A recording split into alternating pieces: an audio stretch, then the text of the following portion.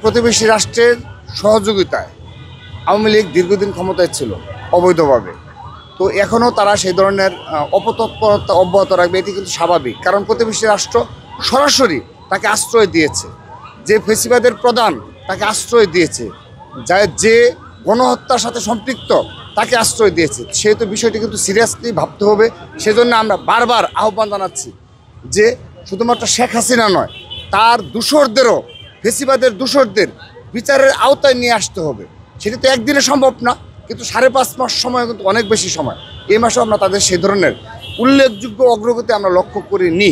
সে কারণে আমরা আহ্বান জানাচ্ছি যেন এই খুনি হাসিনা ও তার দূষররা এ ধরনের হাস্যকরভাবে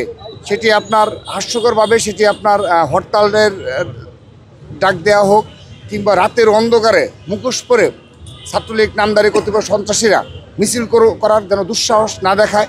তাদেরকে বিচারের আওতায় নিয়ে আসলে দেশ ও জাতি সুরক্ষা হোক। জুলাই আগস্ট আন্দোলনে ছাত্র জনতা যেভাবে শহীদ হয়েছে এবং এই ছাত্র জনতার আত্মত্যাগের বিনিময়ে আমরা একটা ফেসিবাদের পতন ঘটাতে আমরা সক্ষম হয়েছি। ঠিক একইভাবে আপনারা লক্ষ্য করে দেখবেন, এই শহীদ রাষ্ট্রপতি জিয়া রহমানের তার সততা ও নীতি আদর্শকে বিশ্বাস করেই কিন্তু, বুকে ধারণ করেই কিন্তু ছাত্র দলের শত শত নেতাকর্মী বিগত ফেসিবাদের বিরুদ্ধে লড়াই করেছে, সংগ্রাম করেছে। এখন তাদের অপরাধ কী ছিল? তাদের অপরাধ ছিল শহীদ রাষ্ট্রপতি জিয়া রহমানের আদর্শকে তারা বুকে ধারণ করে দেশনেত্রী বেগম খালেদা জিয়ার নেতৃত্বে তারা সর্বশেষ সময়গুলোতে আন্দোলনে ছিল বিদায় তাদেরকে গুম করা হয়েছে, খুন করা হয়েছে।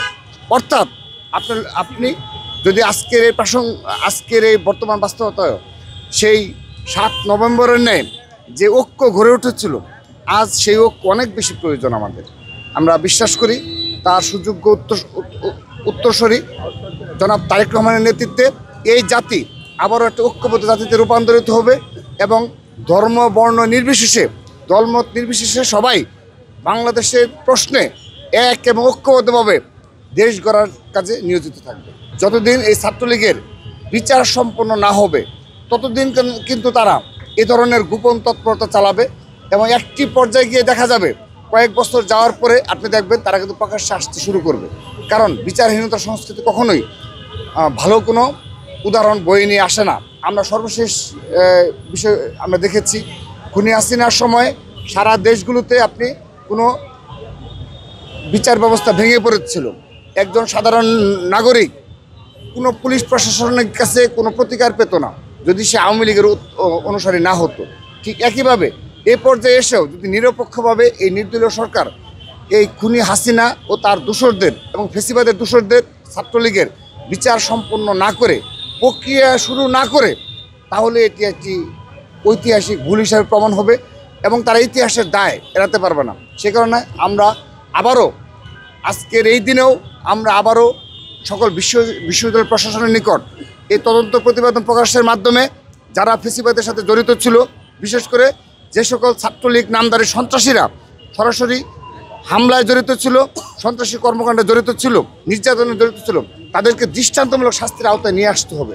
তা না হলে আগামীতে এটি একটা বাজে দৃষ্টান্ত হয়ে থাকবে